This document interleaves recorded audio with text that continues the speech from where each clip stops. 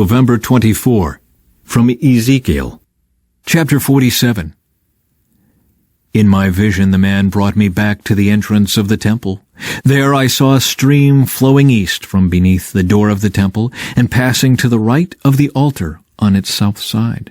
The man brought me outside the wall through the north gateway and led me around to the eastern entrance. There I could see the water flowing out through the south side of the east gateway. Measuring as he went, he took me along the stream for 1,750 feet and then led me across.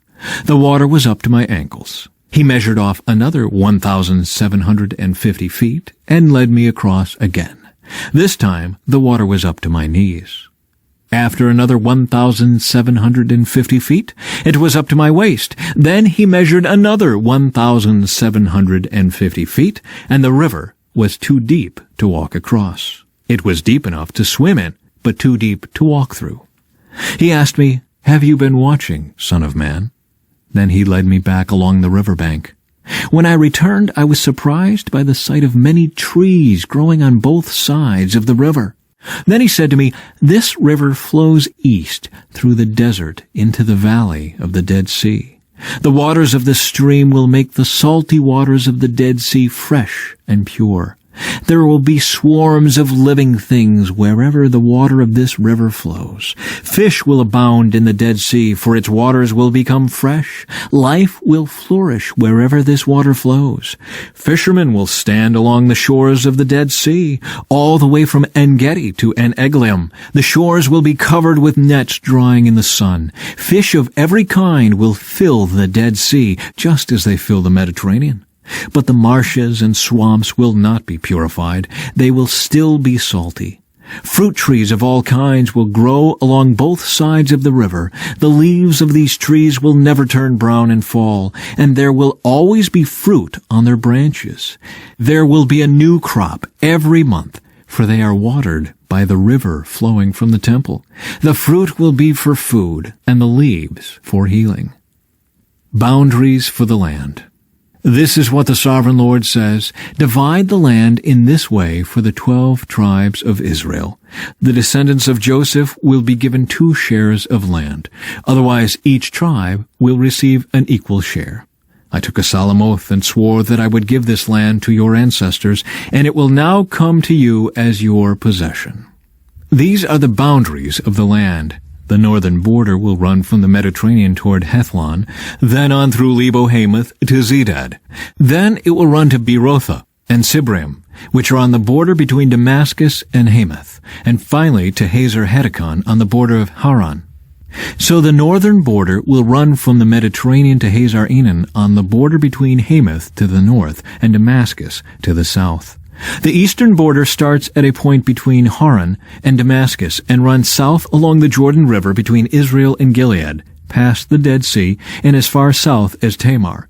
This will be the eastern border. The southern border will go west from Tamar to the waters of Meribah at Kadesh, and then follow the course of the brook of Egypt to the Mediterranean. This will be the southern border. On the west side, the Mediterranean itself will be your border from the southern border to the point where the northern border begins, opposite Lebo-Hamath. Divide the land within these boundaries among the tribes of Israel. Distribute the land as an allotment for yourselves and for the foreigners who have joined you and are raising their families among you. They will be like native-born Israelites to you and will receive an allotment among the tribes. These foreigners are to be given land within the territory of the tribe with whom they now live. I, the Sovereign Lord, have spoken. Here is the list of the tribes of Israel and the territory each is to receive. The territory of Dan is in the extreme north. Its boundary line follows the Hethlon road to Lebo-Hamath and then runs on to Hazar-Enan on the border of Damascus, with Hamath to the north. Dan's territory extends all the way across the land of Israel from east to west. Asher's territory lies south of Dan's and also extends from east to west. Naphtali's land lies south of Asher's, also extending from east to west. Then comes Manasseh, south of Naphtali, and its territory also extends from east to west. South of Manasseh is Ephraim, and then Reuben, and then Judah, all of whose boundaries extend from east to west. South of Judah is the land set aside for a special purpose. It will be 8 1/3 miles wide and will extend as far east and west as the tribal territories, with the temple at the center. The area set aside for the Lord's temple will be 8 1/3 miles long and 6 2/3 miles wide. For the priests, there will be a strip of land measuring 8 1/3 miles long by 3 1/3 miles wide, with the Lord's temple at the center. This area is set aside for the ordained priests, the descendants of Zadok, who served me faithfully and did not go astray with the people of Israel and the rest of the Levites. It will be their special portion when the land is distributed, the most sacred land of all. Next to the priest's territory will lie the land where the other Levites will live. The land allotted to the Levites will be the same size and shape as that belonging to the priests, 8 1/3 miles long and 3 1/3 miles wide. Together these portions of land will measure 8 1/3 miles long by 6 2/3 miles wide. None of this special land may ever be sold or traded or used by others, for it belongs to the Lord. It is set apart as holy. An additional strip of land 8 1/3 miles long by 1 2/3 miles wide south of the sacred temple area will be allotted for public use, homes, pasture lands, and common lands, with a city at the center. The city will measure 1.5 miles on each side, north, south, east, and west. Open lands will surround the city for 150 yards in every direction. Outside the city, there will be a farming area that stretches 3 1/3 miles to the east and 3 1/3 miles to the west along the border of the sacred area. This farmland will produce food for the people working in the city. Those who come from the various tribes to work in the city may farm it. This entire area, including the sacred lands and the city, is a square that measures 8 1/3 miles on each side. The areas that remain to the east and to the west of the sacred lands and the city will belong to the prince. Each of these areas will be 8 1/3 miles wide, extending in opposite directions to the eastern and western borders of Israel, with the sacred lands and the sanctuary of the temple in the center. So the prince's land will include everything between the territories allotted to Judah and Benjamin, except for the areas set aside for the sacred lands and the city. These are the territories allotted to the rest of the tribes. Benjamin's territory lies just south of the prince's lands, and it extends across the entire land of Israel from east to west. South of Benjamin's territory lies that of Simeon, also extending across the land from east to west. Next is the territory of Issachar, with the same eastern and western boundaries. Then comes the territory of Zebulun, which also extends across the land from east to west. The territory of Gad is just south of Zebulun, with the same borders to the east and west.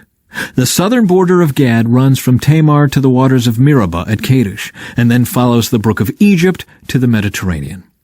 These are the allotments that will be set aside for each tribe's exclusive possession. I, the sovereign Lord, have spoken. The gates of the city.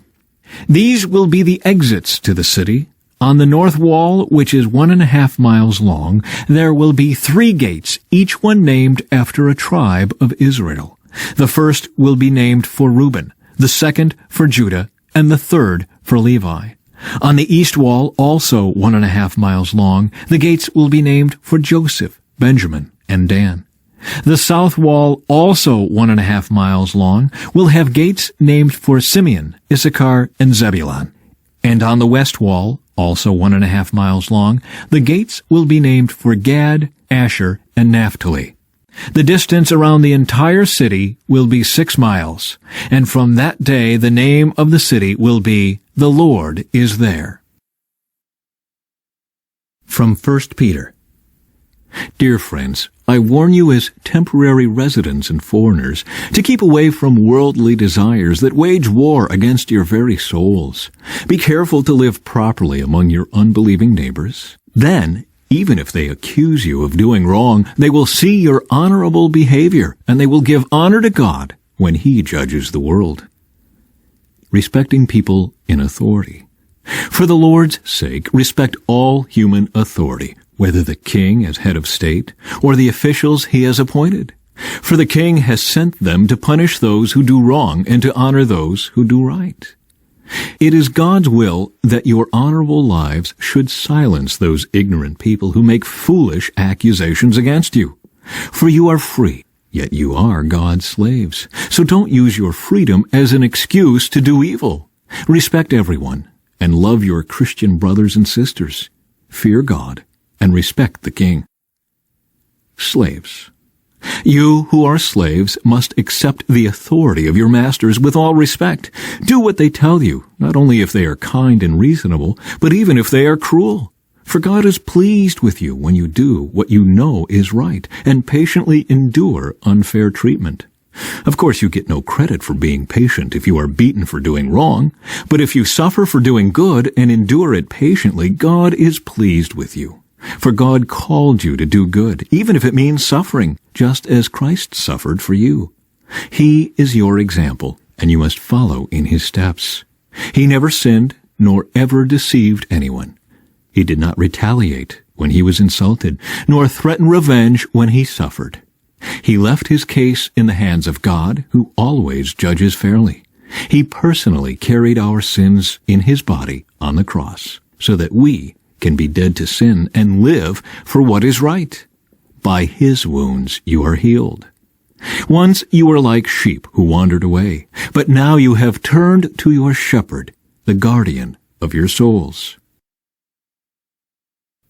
In the same way, you wives must accept the authority of your husbands. Then, even if some refuse to obey the good news, your godly lives will speak to them without any words. They will be won over by observing your pure and reverent lives. Don't be concerned about the outward beauty of fancy hairstyles, expensive jewelry, or beautiful clothes. You should clothe yourselves instead with the beauty that comes from within, the unfading beauty of a gentle and quiet spirit, which is so precious to God. This is how the holy women of old made themselves beautiful. They trusted God and accepted the authority of their husbands. For instance, Sarah obeyed her husband Abraham and called him her master. You are her daughters when you do what is right without fear of what your husbands might do. Husbands, in the same way, you husbands must give honor to your wives. Treat your wife with understanding as you live together. She may be weaker than you are, but she is your equal partner in God's gift of new life. Treat her as you should, so your prayers will not be hindered. From Psalms. Remember your promise to me. It is my only hope. Your promise revives me. It comforts me in all my troubles. The proud hold me in utter contempt, but I do not turn away from your instructions. I meditate on your age-old regulations, O Lord. They comfort me. I become furious with the wicked because they reject your instructions. Your decrees have been the theme of my songs wherever I have lived. I reflect at night on who you are, O Lord. Therefore I obey your instructions. This is how I spend my life, obeying your commandments. Lord, you are mine. I promise to obey your words. With all my heart, I want your blessings. Be merciful as you promised. I pondered the direction of my life, and I turned to follow your laws. I will hurry without delay to obey your commands. Evil people try to drag me into sin, but I am firmly anchored to your instructions. I rise at midnight to thank you for your just regulations. I am a friend to anyone who fears you, anyone who obeys your commandments. O Lord, your unfailing love fills the earth. Teach me your decrees. From Proverbs. When the godly succeed, everyone is glad. When the wicked take charge, people go into hiding. People who conceal their sins will not prosper, but if they confess and turn from them, they will receive mercy.